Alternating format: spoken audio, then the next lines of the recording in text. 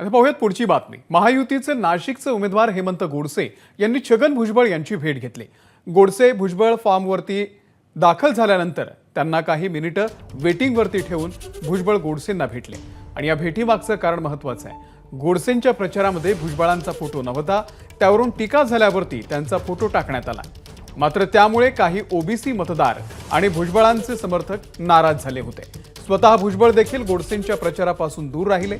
राष्ट्रवादी काँग्रेसमधूनही नाराजी व्यक्त करण्यात येत होती आणि या सगळ्या पार्श्वभूमीवरती हेमंत गोडसे यांनी भुजबळांना प्रचारामध्ये उतरवण्यात यशस्वी झाले का आणि त्यासाठी त्यांच्यातील मतभेद आता मिटलेत का, याची सध्या नाशिकमध्ये चर्चा सुरू आहे।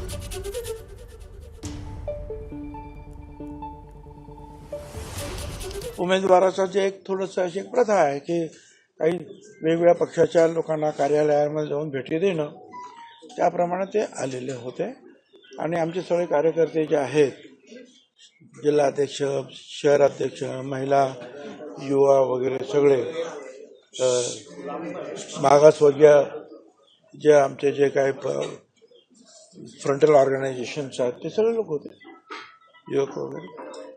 आणि कामाला सुरुवात झालेली आहे आणि आता प्रचाराचा वेग आता वाढेल।